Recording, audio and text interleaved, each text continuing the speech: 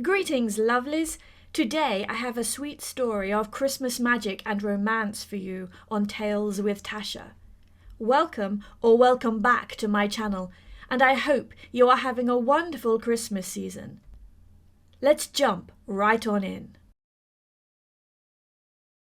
Fallen Angel, a Christmas Romance by Natasha Duncan Drake. Finding an unclothed man on her living room carpet was definitely the strangest thing that had ever happened to Kay.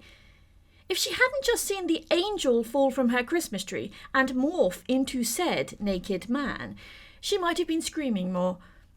That he looked utterly confused, and as he turned to stare at the tree, she could clearly see wings tattooed on his back, helped too. "Holy cow," she said, curbing her language at the last second when those big blue dazed eyes turned to look at her. The angel, because that was the only conclusion that made any sense, stared at her, wide-eyed for several seconds. "Hi," she said eventually, refusing to let her gaze wander beyond the perfect face and wide shoulders. "Hello?" her guest replied slowly, as if he was trying out the word. The little frown that followed was simply adorable. It brought out all Kay's mothering instincts full force, which, given very attractive, strangely unthreatening, fully grown, sans-clothes man, was something of a shock to her.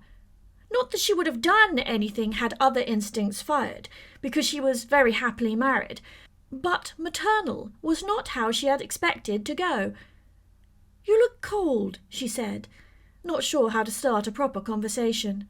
Grabbing the throw from the sofa, she offered it to her bear guest.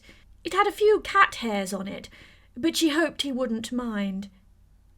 "Thank you," he said, accepting the offering. He stood up slowly, almost as if he wasn't quite sure of what he was doing, but draped himself in the blanket without a problem.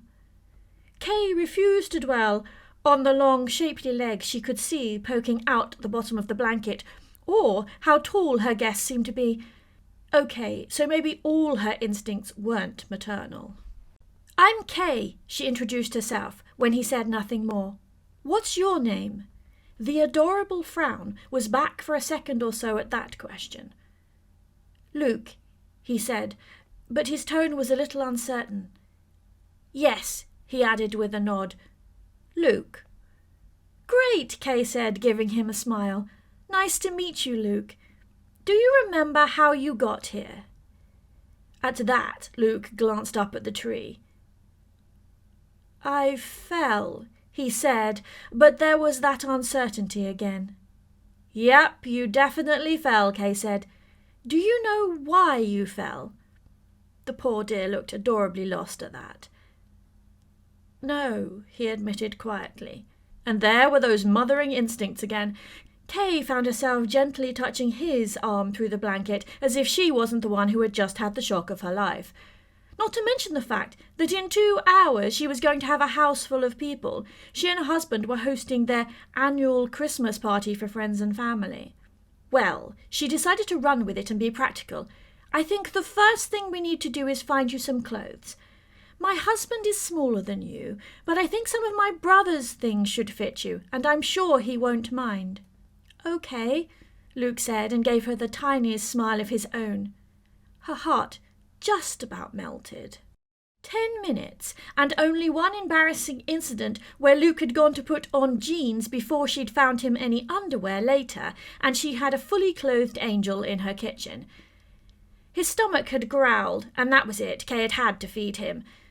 Standing there in a slightly too small t-shirt and sinfully tight pants, with a sandwich in his hand, she was pretty sure Luke should have been the edible one, but she felt more inclined to slip into Italian nonna mode rather than anything else. Her father's mother would have been so proud. At least he seemed to be a bit more with it now. Whatever it had taken to fall had clearly been something of a shock, but Luke seemed to be adjusting. "We're back!" was the call that distracted her from her need to feed. She'd sent Greg, her husband, and Michael, her brother, out to pick up a couple of things she had forgotten in the final party shop, or at least that was the excuse she had given them. What she had wanted was half an hour to decompress with a glass of wine before going into proper party mode. So much for that plan. "In the kitchen," she called back. "Oh, hello," Greg said as he walked in and saw Luke. "Guys, this is Luke," Kay introduced. "He's one of my work friends. His train was earlier than expected and he had an accident with a snowbank. Mike, I borrowed a few of your things. I hope you don't mind. Greg's wouldn't fit him." "Of course not," her wonderful little brother said with a smile, ducking his head a little as he looked at Luke. "Thank you," Luke said with a smile of his own. Kay was not sure that the flush on her brother's cheeks was all to do with the cold. "Oh," she said, as little Christmas lights flashed inside her head. "Oh." "Oh, what?" Greg asked. "Oh, I just remembered I haven't got the prawns out of the freezer," she covered quickly. "Come help me," she decided, grabbing her husband's arm. "I think they're towards the bottom. Mike, can you look after Luke for a minute?" Sure?" was the very not sure response as Kay dragged Greg towards the garage. "Kay, you're acting even stranger than usual," Greg said as the door closed behind them. "What's going on?" "Luke's not from work," she confessed instantly. After all, she had no secrets from her husband. "He's an angel." "An angel?" Greg said, frowning in almost as an adorable way as Luke did. "What sort of angel?" "A Christmas angel," Kay told him. "As in, the angel on the top of our tree fell off and came to life."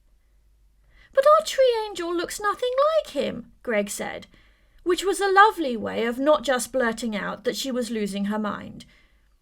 "I know, but that's not the point," she said.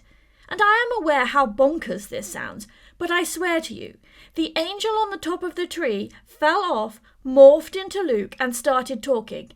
And I think I know why." Greg stood there for a moment processing. "Okay," he said eventually. "I believe you." "You do?"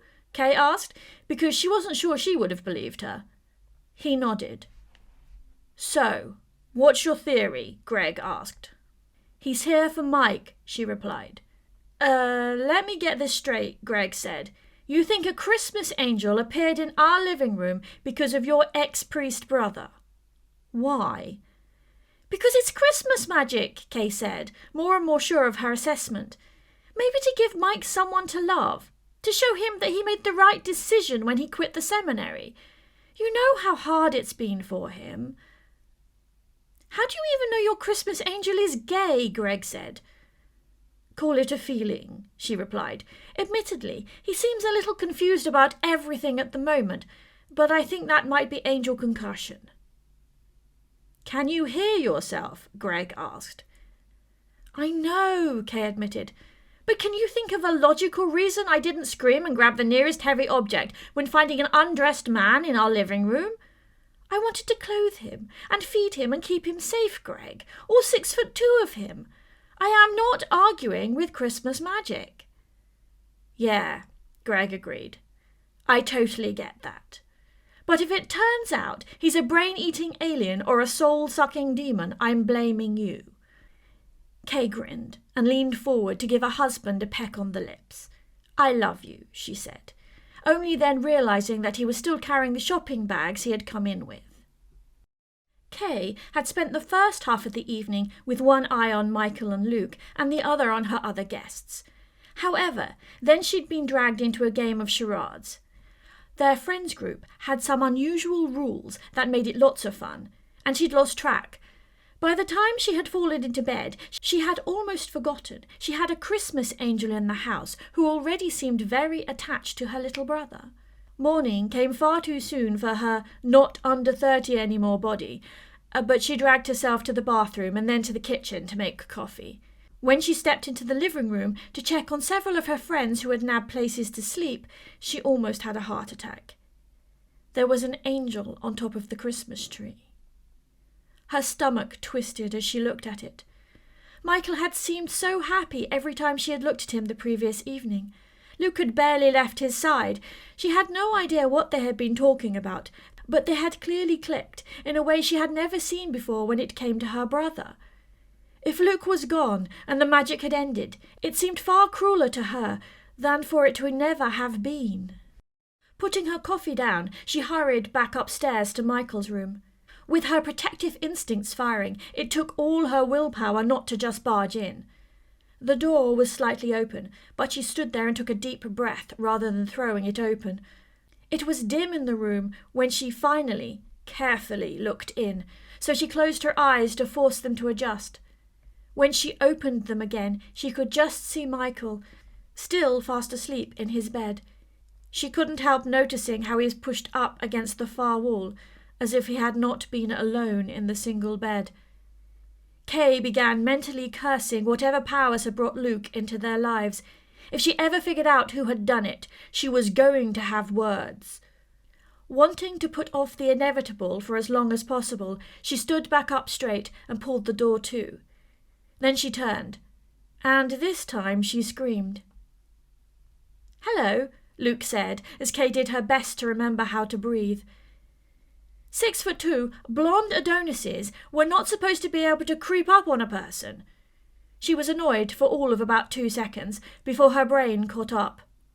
"You're still here!" she cried, and threw her arms around him in what she instantly realised was probably a very odd reaction. "Of course I'm still here," Luke said when she let him go.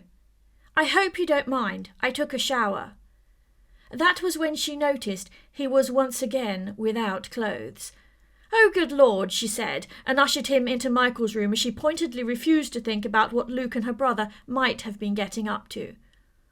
"Whoa," came from the direction of the bed. Michael was sitting up and currently staring at Luke.